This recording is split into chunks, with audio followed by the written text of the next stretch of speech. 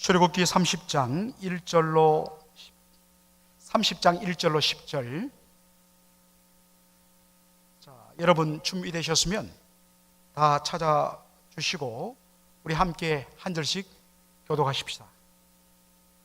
자, 1절부터 제가 읽습니다. 너는 분향할 단을 만들지니 곧 조각목으로 만들되 장이 1규빗, 광이 1규빗으로 네모 반듯하게 하고 고는 2규빗으로 하며 그 뿔을 그것과 연하게 하고 단 상면과 전후 좌우면과 뿔을 정금으로 싸고 주위에 금태를 둘을 치며 금태 아래 양편에 금고리 둘을 만들되 곧 그 양편에 만들지니 이는 단을 매는 채를 꿰을 것이며 그 채를 조각목으로 만들고 금으로 싸고 그 단을 정거계 위 속죄소 맞은편 곧 정거계 앞에 있는 장 밖에 두라.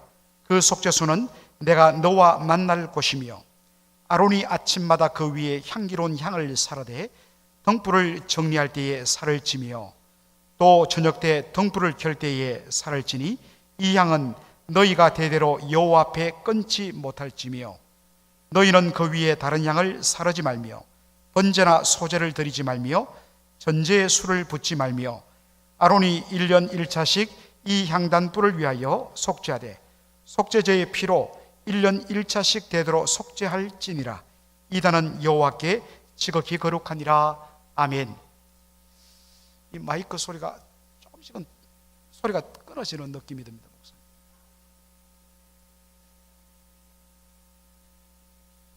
소리를 이렇게 빨아들여야 되는데 또 약간씩 끊어지는 느낌이 좀 들었어. 자, 오늘은 여러분들 우리가 금향단 혹은 분향단이라 이렇게 이야기를 합니다. Altar of Incense. 인센스란 것은 향이란 말이죠. 향을 태우는 제단 이런 뜻입니다. 알터란 것은 제단을 가리키죠. 자, 먼저 모양을 한번 보면요, 어떤 데는 이게 다 금으로 만들었기 때문에 그래서 The Golden Altar, 그래서 금향단 뭐 이렇게 부르기도 합니다. 그러나 보통 분향단 이렇게 부르는 것이 더 많습니다. 자, 여러분들 이 분향단 간단하게 살피면요, 정확하게 번역하면 Altar to burn incense, 즉 향을 태우는 제단이란 뜻입니다. 향을 태우는 제단. 자, 이것을 어떻게 만드느냐? 성막의 모든 어떤 면에서는 도구들은 다 조각목이라는 이 나무로 만듭니다. 조각목. 어떤 분들은 이 한자를 모르다 보니까 조각하니까 무엇을 새기는 그러한 조각으로 생각하는 분이 많더라고요. 아마도 이 가운데 조각목이라 했을 때 아마 그렇게 생각하는 분들이 많았을 거예요. 그런데 영어 성경을 보면 이것이 아카시아 우드입니다. 지금 여러분들 우리 볼지나이에 아카시아 꽃이 진동하고 있습니다. 아, 정말 얼마나 향기가 좋은지. 알러지 때문에 고생하는 분들은 죄송합니다만 저는 이때가 제일 행복한 것 같아요. 이 밤에 아카시아 향기가 막 흩날리는 밤길을 저는 이제 보통 밤 9시 정도 되면 이 운동하러 나가는데 정말 향기가 대단합니다. 이 조각목, 이 조자라는 것이 참 잘 쓰이지 않는 조자인데 옥편을 찾아보니까 인터넷으로 이 검을 조자를 쓰더라고요. 그 다음에 각자는 뿔각자죠. 이런 나무에다가 삐죽한 검은 빛의 어떤 그런 뿔 같은 가시가 나왔다 해서 아마 번역을 조각목이라 그렇게 했던 것 같아요. 이 조각목이란 것은 이 광야에 널려있는 나무입니다. 그 조각목을 가지고 그 위에 정금을 입혀서 만든 것이 분향단입니다. 그런데 위치를 보시면 언약궤 앞에 있는 장박, 이 장이란 것은 커튼, 휘장을 말해요. 여러분, 우리가 성소와 지성소, 성막은 크게 성소와 지성소로 구분되어 있는데 성소와 지성소를 가로막고 있는 그 휘장, 그것을 가리키는 겁니다. 그 휘장 밖에 두는 것입니다. 그리고 아침 저녁으로 제사장이 거기에다가 향을 사르는 것입니다. 그런데 경고를 주지요. 여호와 하나님께서 명하신 향만 사르라고 명령을 줍니다. 그리고 1년 한 차례 대속죄 일, 욤키풀, 욤키푸르 대속죄 일이 되면 바로 이스라엘 백성들의 죄를 대신하여서 죽임당한 그 수염수의 피를 가지고 들어올 텐데, 그 속죄 제물의 피로 향단불을 발라서 속죄할 것이라고 말씀하고 있습니다. 이게 오늘 저와 여러분이 읽은 말씀의 내용이에요. 자, 이 분향단이 어떤 기능을 하는가? 책에 보면 참 별의별 주장을 하는 학자들도 다 있습니다. 첫째는 하나님을 기쁘시게 하는 향기다. 하나님께서 그 냄새를 맡으면 하나님께서 너무 향기 좋다, 그런 목적으로 했다는 사람도 있고, 또 어떤 사람들은 고대 왕권을 상징하는 것이 바로 향이라고 이야기하고 있습니다. 왜냐하니까 고대 근동 지역, 오늘날의 팔레스타인 지역, 또 시리아 지역, 이 고대 근동 지역의 왕들은 왕궁에서 향불을 피웠다고 그래요. 그 향을 왜 피웠느냐? 향 냄새가 왕궁으로부터 퍼져나감을 통해서 바로 왕권의 건재함을 과시하기 위한 목적으로 향을 피웠다는 것입니다. 그래서 하나님께서 내가 왕이다 하는 것을 상징하기 위해서 향불을 피우라 했다, 뭐 이렇게 주장하는 사람도 있습니다.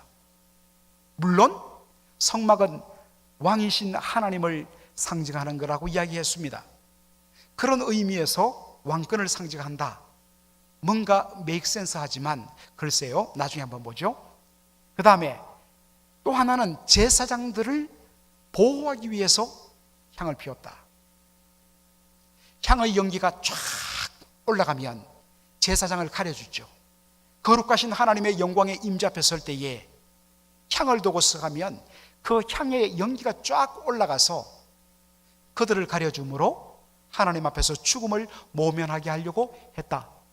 예, 그것은 레위기에 그런 설명이 나와요. 그런 기능이 있습니다. 또 어떤 사람은 이건 좀 너무나 말도 안 되는 건데, 제물의 냄새, 피냄새를 제거하기 위한 방향제, 나쁜 냄새를 쫓는 그러한 방향제로서 이 향을 피우겠다, 뭐 별의별 학설들이 다 있습니다. 자, 여러분, 어떻게 우리는 이 분향단을 해석할까요? 자, 여러분, 이제 여러분 좀 적으셔야 됩니다. 성경 해석의 대원리는요, 뭐라고요? 성경이 무엇을 해석하게 하라? 성경을 해석하게 하라.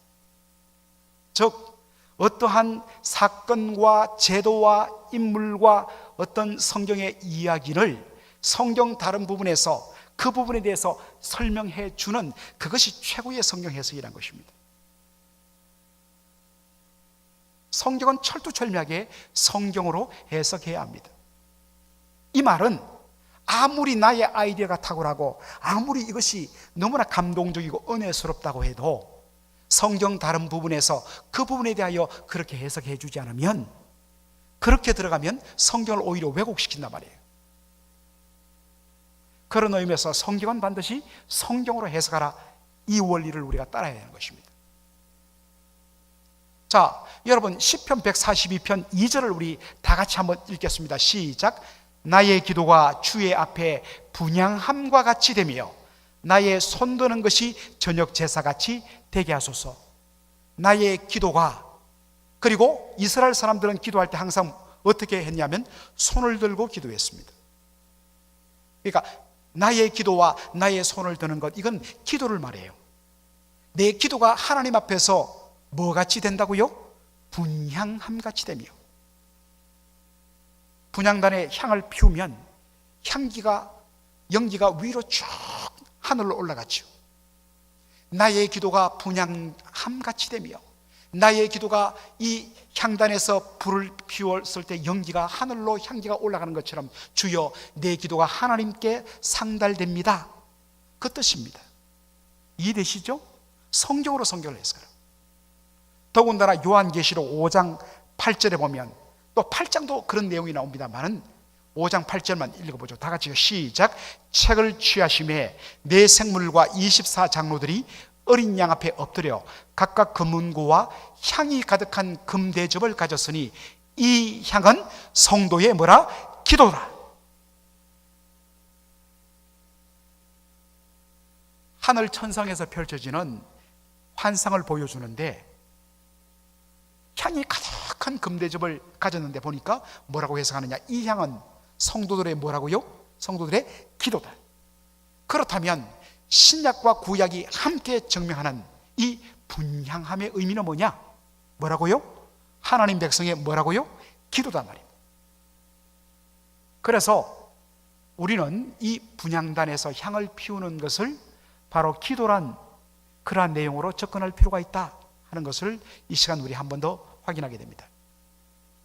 자, 여러분 아까도 분향단의 위치를 말했어요. 자, 출애굽기 30장 아까 우리 읽었습니다만 6절을 다 함께 읽겠습니다. 시작. 그 단을 정극의 위 속죄소 맞은편 곧 정극의 앞에 있는 장 밖에 두라. 그 속죄소는 내가 너와 만날 곳이며. 우리나라 이 옛날 우리가 쓰던 이 옛날 성경은 한자로 되어 있어갖고 이 장이라고 하니까 이게 무슨 장인지 몰라요. 휘장, 이 긴 커튼을 가리키는 말입니다. 자, 잘 보십시다. 이 분향단을 정극의 위 속죄소 맞은편 곧 정극의 앞에 있는 장, 휘장, 성소와 지성소를 가로막고 있는 그 휘장 밖에 두라는 것입니다. 다른 말로 바로 성소의 진설병, 그 다음에 금 등잔대, 그리고 중간에 바로 분향단을 놓으라는 뜻입니다. 자, 그런데 문제는 분명 우리가 제가 여러 번 여러분들한테 한번 볼까요? 그림을. 자, 저 앞에 여러분들 이 휘장이 커튼이 내려졌는데 바로 이 커튼은 안쪽에 있는 지성소와 바로 앞에 있는 성소를 분리하는 것입니다. 그런데 그 휘장에는 바로 하늘의 천군 천사인 그룹을 새겨놨습니다. 그리고 이 앞에 분향단을 저렇게 놓았습니다. 저 커튼을, 저 휘장을 넘어서야지 거기가 언약궤가 있는 지성소인 것입니다. 자, 그러니까 여러분들 그 단을 정극의 위 속죄소 맞은편 곧 정극의 언약궤 앞에 있는 장, 휘장 밖에 두라, 이 말씀이 맞는 것이죠. 그런데 말입니다. 히브리서 9장 3절로 4절, 특별히 히브리서 8장부터 10장은 구약의 제사와 그 다음에 성막에 대해서 예수님 중심으로 설명하는 놀라운 복음의 말씀이에요. 자, 그런데 히브리서 9장 3절로 4절은 어떻게 설명하는가? 한번 다 같이 읽어보겠습니다. 시작. 또 둘째 휘장 뒤에 있는 장막을 지성소라 일컫나니 금향로와 사면을 금으로 싼 언약궤가 있고. 둘째 휘장, 첫 번째 휘장은 어디겠습니까? 성막들에서, 앞으로 다루겠습니다만 성막들에서 번제단과 번제단 다음에 있는 물두멍에 손을 씻고 그 다음에 이제 본격적으로 성막으로 들어가는데, 그 성막으로 성소로 들어갈 때 첫 번째 장막이 있습니다. 첫 번째 휘장이 있습니다. 그리고 성소와 지성소를 바로 분리시키는 둘째 휘장이 있어요. 그 둘째 휘장 뒤에 있는 장막을 뭐라 한다고요? 지성소라고 그러죠. 여러분 이해되시죠? 우리 지금까지 공부했잖아요. 그런데 그 지성소에는 뭐가 있느냐? 뭐가 들어있습니까? 언약궤가 들어있어요. 그렇죠? 처음 보는 것처럼 여러분 그렇게 생각하시면 안 되는데, 언약궤가 있는데, 자 한번 보십시오. 지성소 둘째 휘장 뒤에 있는 지성소에는 뭐가 들어있느냐? 금향로, 분향단과 그리고 언약궤가 들어있단 말입니다. 출애굽기 30장 6절에는 바로 언약궤 앞에 있는 휘장 밖, 그러니까 성소에 있다고 이야기했는데, 히브리서 9장 3절로 4절은 언약궤와 같이 어디 안에 들어있다고요? 지성소 안에 들어있다는 것입니다. 하나님의 말씀은 1.1획 틀림없다고 그랬는데 어떻게 구약 성경의 내용과 신약 성경의 내용이 이렇게 서로 다를까?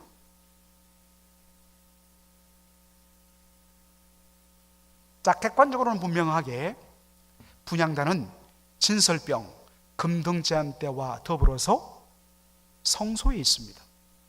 그리고 휘장 뒷면에 있는 지성소에는 오직 뭐가 있다고요? 언약궤가 있어요.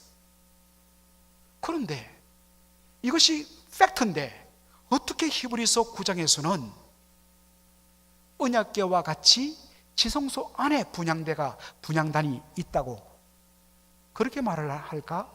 여러분, 왜 그럴까? 우리가 질문을 던져봐야 되죠.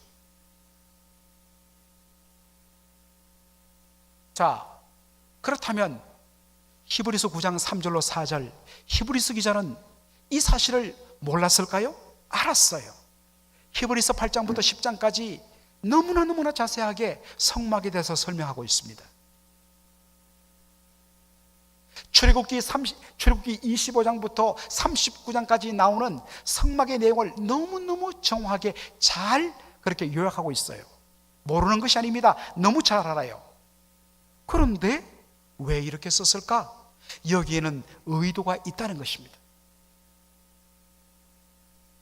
자, 여러분, 언약궤, 십계명 두 돌판을 담아둔 언약궤, 이 언약궤 위에 뚜껑역 하나 하는 것이 뭡니까?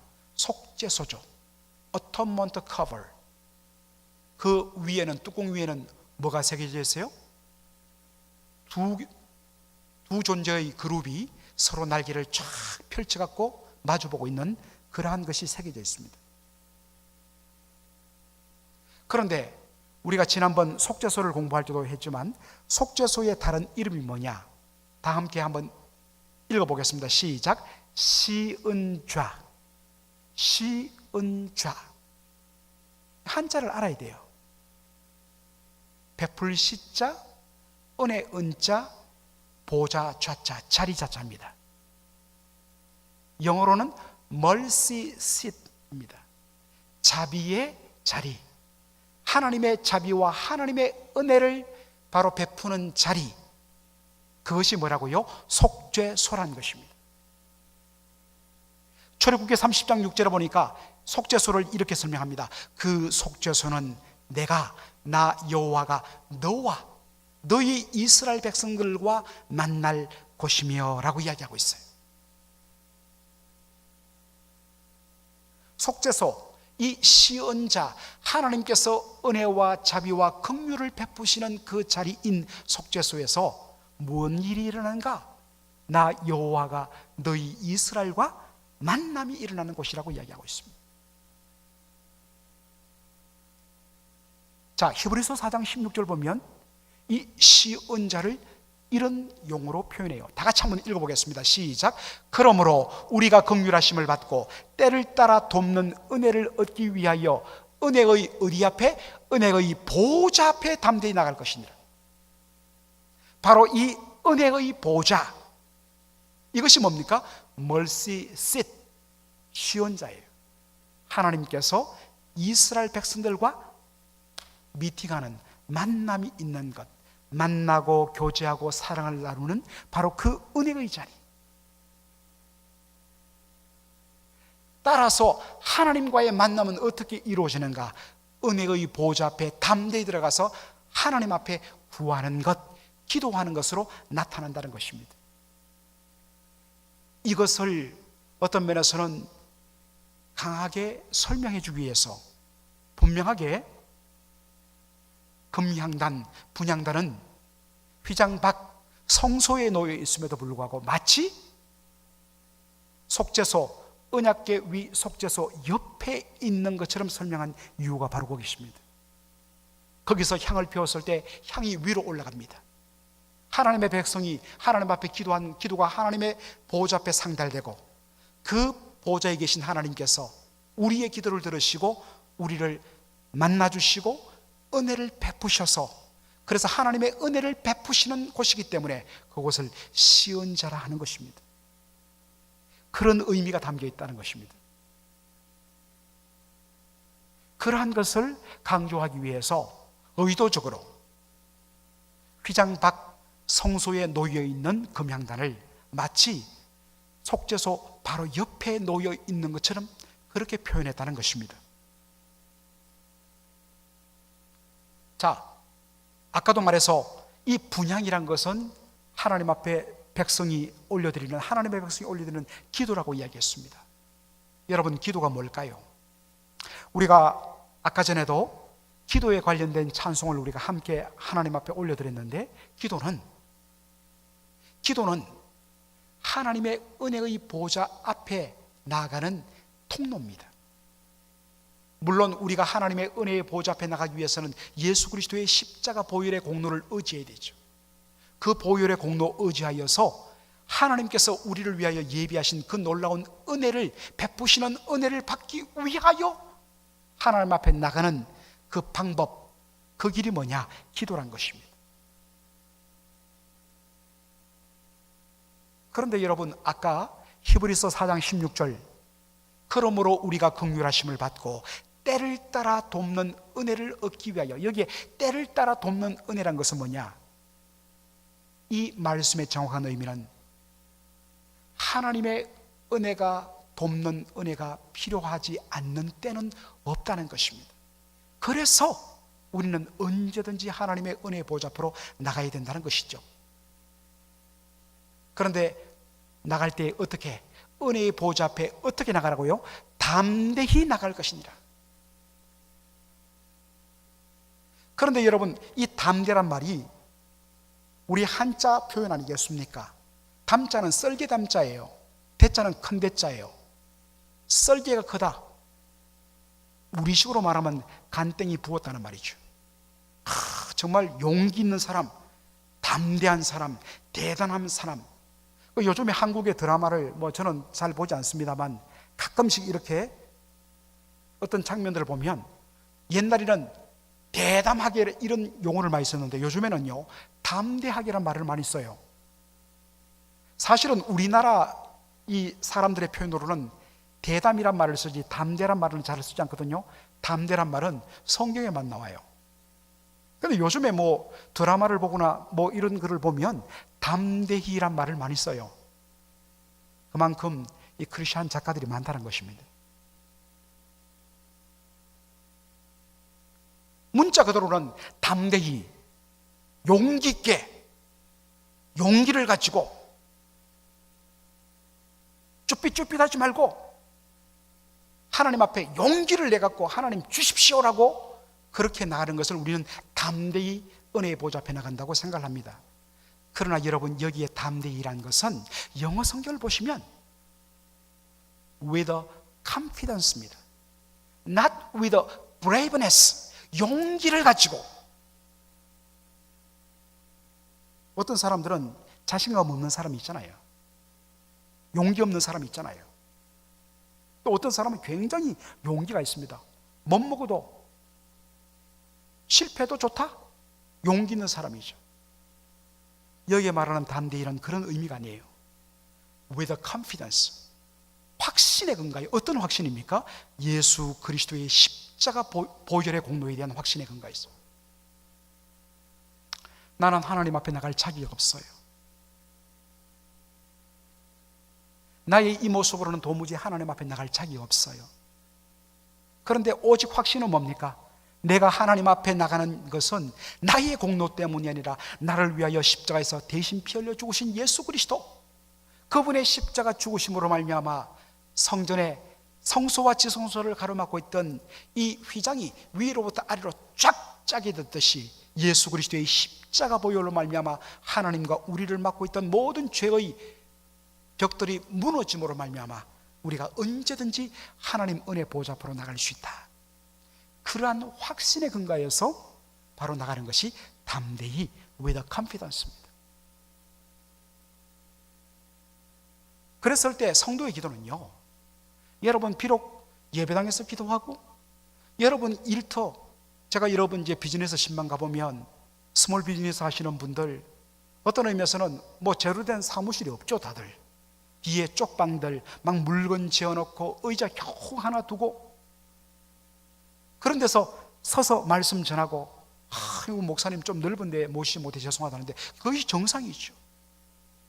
그런데 먼저 와서 가게 열기 전에 거기서 여러분 기도하잖아요. 거기가 무슨 거룩한 은혜의 자리입니까? 지저분하고 좁고 어떤 면에서는 너무 불편한 자리죠.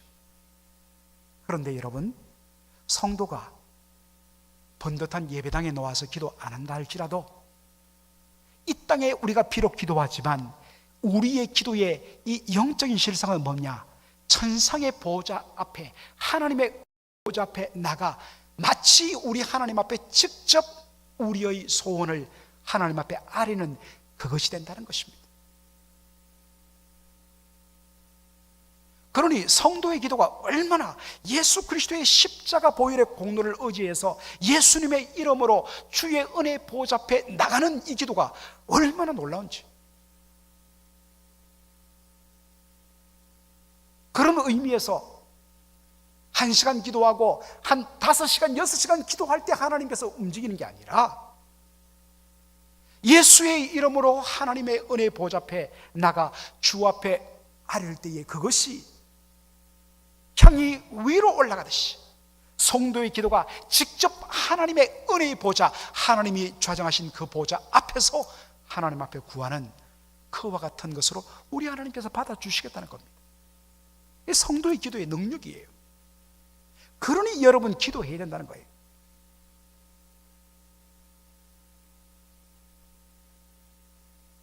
그러기에 기도가 바로 능력이고 권세라는 것입니다.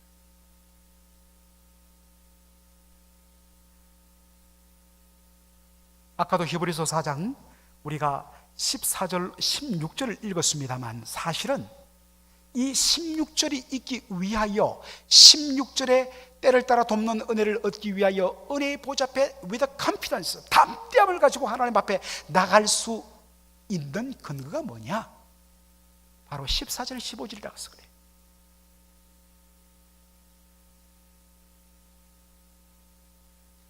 자, 16절에 보니까 그러므로라는 말로 시작합니다. 그러므로 우리가 긍휼하심을 받고 때를 따라 돕는 은혜를 얻기 위하여 어디 앞에 나가라고요?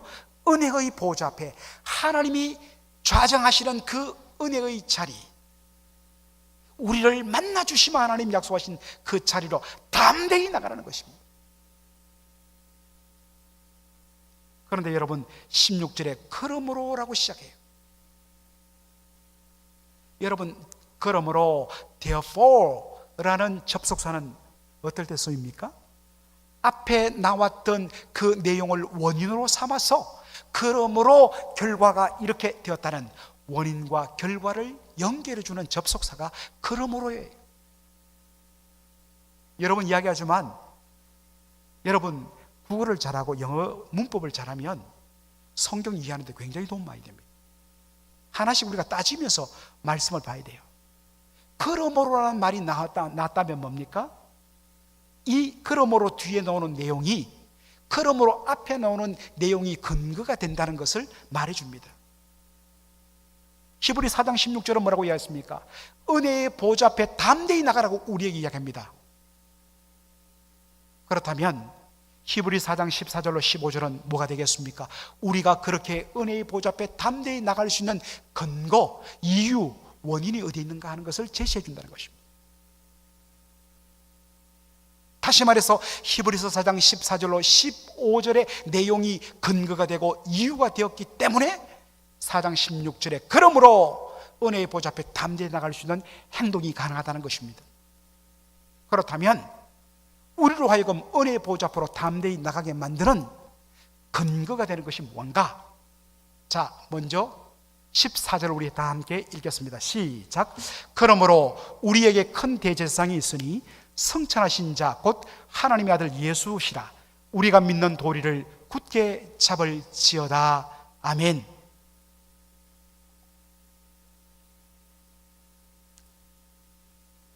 자, 여러분들 여기에 하나씩 따져봐야 돼요. 예수 그리스도를 어떤 분으로 묘사하고 있죠? 그분은 우리의 큰 뭐라? 대제사장이다. 대제사장, 제사장 중에 chief priest. 이 대제사장은 1년에 딱 한 번 성소와 지성소를 가로막고 있는 휘장을 열고 하나님의 임재가 가득한 언약궤가 있는 지성소 안으로 들어가서 지성소 위에 있는 속죄소에 이스라엘 백성들의 죄를 대신 죽임당한 희생제물의 피를 뿌림으로 말미암아 백성들의 죄를 용서받는 그 일을 하는 사람이 대제사장입니다. 제사장은 어떤 역할을 하느냐? 제사장은 하나님과 우리 인간, 하나님과 죄인 사이에서 서서 두 양자를 중재하는 역할입니다. 이것을 가리켜 바로 중보자라고 그래요. intercessor. 여러분, 인터이라는 것은 라틴어죠. 인터는 중간에입니다. international, 나라와 나라 사이, 그래서 국제 아닙니까? 그렇죠? 인터라는 말은 중간에라는 뜻입니다.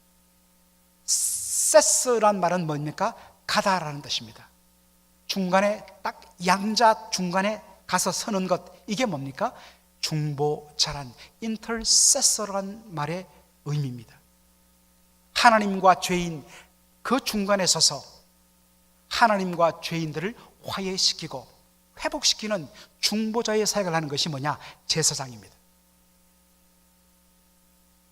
그러면 대제사장이 어떻게 거룩하신 하나님과 죄인 사이를 화해시키고 화목시키고 중재시킬 수 있는가?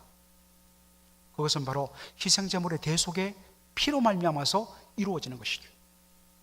그래서 욤 키푸르, 바로 대속제일에 이스라엘 백성들의 죄를 대신해서 죽임당한 수염수의 피를 가지고 휘장을 열고 지성소 안으로 들어갔어.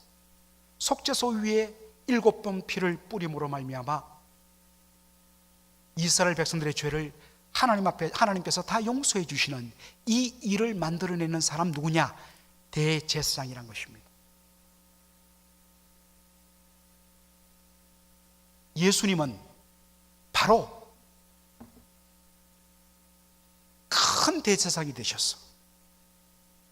이제는 염소의 피가 아닌 바로 하나님의 어린 양 대신 저먹고 흠없는 자신의 십자가 피를 들고 하나님 앞에 나가 그 보혈을 통해서 우리가 하나님 앞에서 모든 죄를 다 용서받도록, 그래서 하나님과 우리의 깨어졌던 관계를 다시 중재시키고 화목시켜 주시는 바로 그런 의미에서 우리에게 큰 대제사장이신 분이 바로 예수 그리스도란 것입니다. 자, 그런데 보니까 다시요, 그러므로 우리에게 큰 대제사장이 있으니 그분은 어떤 분이라고요? 성천하시는 자 곧 하나님의 아들 예수 그리스도라. 우리에게 있는 큰 대제사장이 계시는데 그분은 예수 그리스도세요.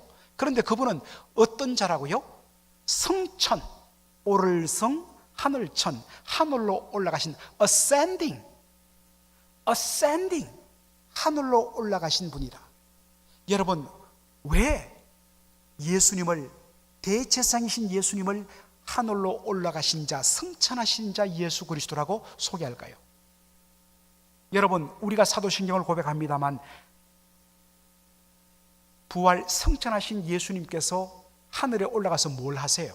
우리는 하나님 우편 보좌에 앉아 계신다라고 이야기하는데요. 자, 여러분, 예수님은 우리에게 있는 큰 대제사장이 계신데 그분은 성천하시는 자라 이야기했습니다. 예수님에 대한 소개가 어떻다고요? 그분은 큰 대제사장이다. 제사장은 하나님과 죄인 사이를 화해시키는 어떤 사람? 중보자란 것입니다. intercessor. 부활 성천하신 예수님께서 하늘에서 하시는 일은 제사장의 사역이에요.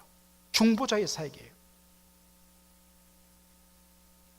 로마서 8장 34절에 보니까 이 예수님의 천상에서의 사역이 설명되어 있습니다. 다 함께 읽죠. 시작. 누가 정죄하리요? 죽으실 뿐 아니라 다시 살아나신 이는 그리스도 예수시니 그는 하나님 우편에 계신 자요 우리를 위하여 간구하시는 자니라. 그분은 하나님 우편에 계신 자요 우리를 위하여 뭐 하시는 자라? 간구하는 자다.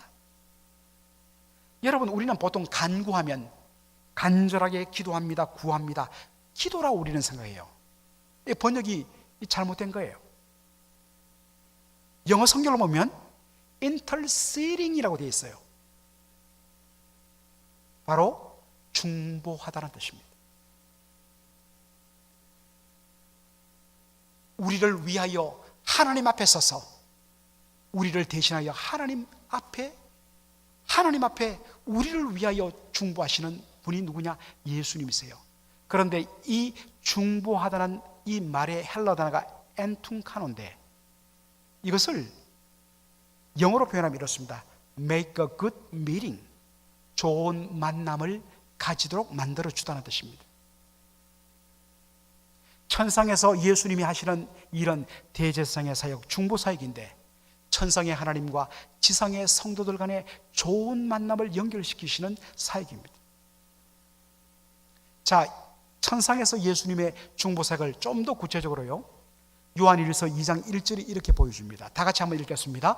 나의 자녀들아, 내가 이것을 너희에게 쓰면 너희로 죄를 범치 않게 하려 함이라. 만일 누가 죄를 범하면 아버지 앞에서 우리에게 대언자가 있으리 곧 의로우신 예수 그리스도시라. 여러분, 여기 보니까 예수님을 누구라 표현해요? 하나님 아버지 앞에 우리에게 있는 어떤 분이다? 대언자다. 그런데 이 번역이 이게 오해를 일으킵니다. 대언자, 대신 대자, 말씀 언자, 대신해서 말하는 사람, 대변인처럼 그렇게 느껴져요. 여러분, 그런 의미에서 여러분 꼭 영어 성경을 옆에 두고 성경을 보셔야 돼요. 영어 성경을 보면 이 대언자란 말이 advocate이라고 되어 있습니다. advocate, 변호사란 뜻입니다. 헬라어로는 파라클레토스인데 이 말은 변호사란 의미도 되고 중보자란 의미도 됩니다. 예수님께서는 공의로우신 하나님 앞에서 이 땅에서, 여러분 어떻습니까? 예수 믿고 구원받고 은혜 가운데 살지만 어때요? 오늘도 여러분들 마음속에 나쁜 생각, 못된 생각, 미워하는 생각 있었어요? 없었어요? 있었잖아요. 어쩔 수 없어요. 우리 인생은 연약해요.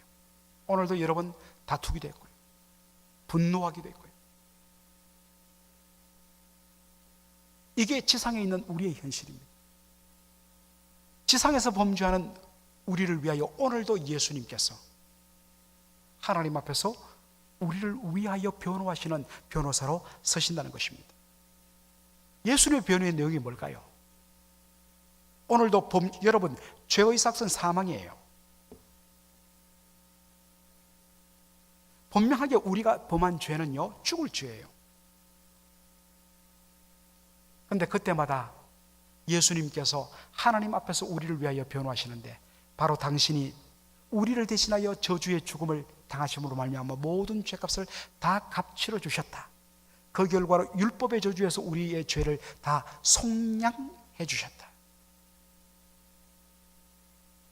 예수님의 십자가 대속의 보혈의 능력은 얼마나 대단하면 바로 영단번 속죄, once for all, 한 번에 십자가, 갈보리 십자가에서 우리의 모든 율법의 저주, 죄의 삭슨 사막이라는 이 율법의 저주를 예수님께서 다 짊어지시고 대신 죽으심으로 말미암아 단번에 영원한 속죄를 이루셨어요.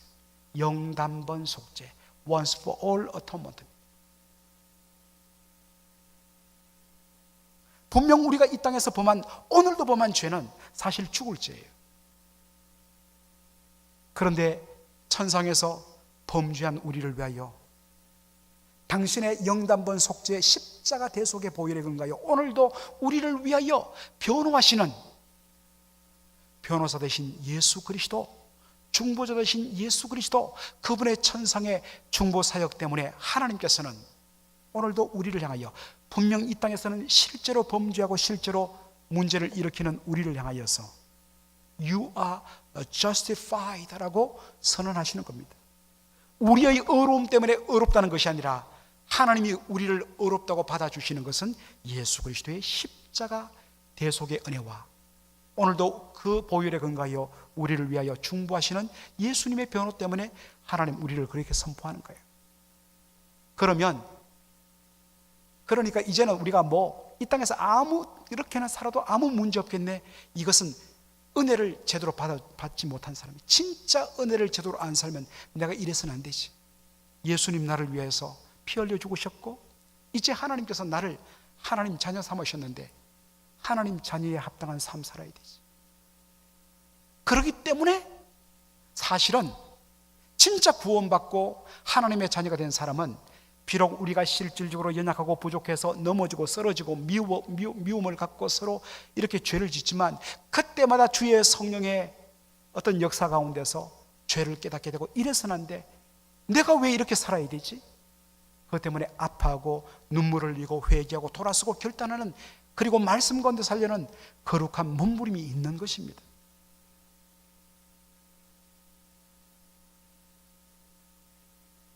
예수님께서 오늘도 천상에서 우리를 위하여 당신의 십자가 보혈을 가지고 하나님과 우리의 관계를 화해시킴으로 말미암아 그것 때문에 여러분 우리의 기도가 하늘로 올라갈 수 있는 거예요.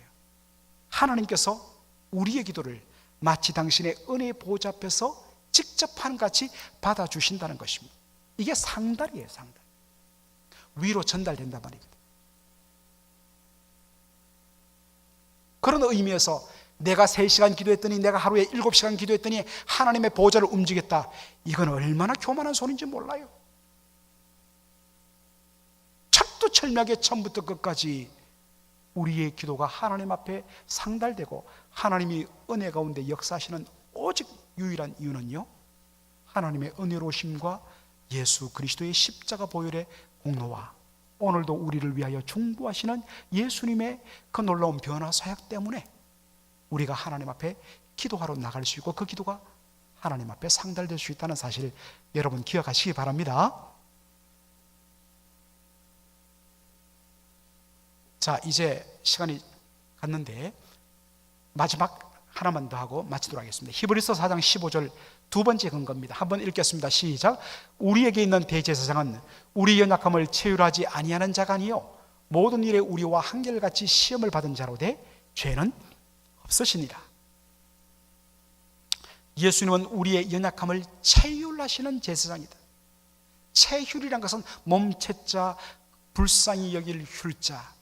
그런데 이것을 헬라어로 보면 쉼파테스입니다. 쉼이란 말은 혹은 쉼 혹은 sin, the same이란 뜻이죠. 같다란 뜻이죠. 파테스, 이 파토스, 마음이란 뜻이죠. same feeling, 똑같은 마음을 느끼는 것, 이게 체휼입니다. 왜 예수님께서 우리의 연약함을 온전히 당신의 고통과 아픔으로 다 받아들이시느냐? 예수님은 우리와 동일한 육신을 취하고서 이 땅에서 사셨기 때문입니다. 그래서 우리 인생의 수고하고 묵은짐과 공고함을 아시는 분이에요. 그분은 이 땅에 사는 동안 우리 인생이 당할 수 있는 고난과 시험을 다 당해보셨어요. 배신도 당하고 침뱉음도 당하고 손가락질도 당하고 심지어는 억울하게 누명 쓰고 십자가에서 저주의 죽음을 당하시까지 하셨습니다. 여러분, 이 가운데 죽어보셨습니까? 아직 우리는 죽지는 않았잖아요. 예수님은 죽음까지 겪으셨다고요. 그렇기 때문에 죽음의 고통에 있는 사람의 그 아픔까지도 그분은 다 아시는 분이세요. 그래서 우리를 온전히 체험할 수 있다. 그러므로 그분은 성천하셔서 우리를 위하여 오늘도 간구하시며 중보하시는 중보자이시기에, 또 대제사장인 그분은 우리의 연약함을 온전히 다 체휼하시는 분이기 때문에, 그러므로 뭐 하라는 겁니까? 담대하게 은혜의 보좌 앞으로 나가 간구하라는 것입니다. 이렇게 다 마련해 놨는데도 기도 안 한다면 얼마나 그것은 억울한 일이겠습니까?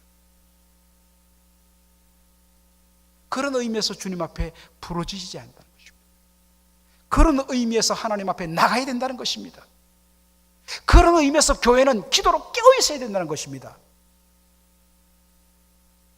우리가 소리 높여서 주야라고 부르짖어야 하나님 자다가 깨는 게 아니라 하나님이 주신 이 놀라운 은혜가 너무너무 고맙기 때문에 그것을 가지고 우리 하나님 앞에 간절하게 나가는 것이에요.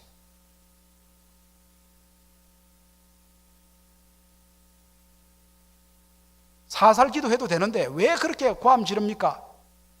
여러분, 기도는 목숨 거는 거예요. 하나님 은혜 없으면 저는 죽어요, 주여. 그런데 여러분, 대충대충 할 수 있어요? 그래서 부르짖는 거예요. 그래서 주여 주여라고 외치는 거예요. 그러한 기도에 정말 놀라운 은혜와 능력을 회복하는 저와 여러분 되기를 주의 이름으로 축원합니다. 아멘.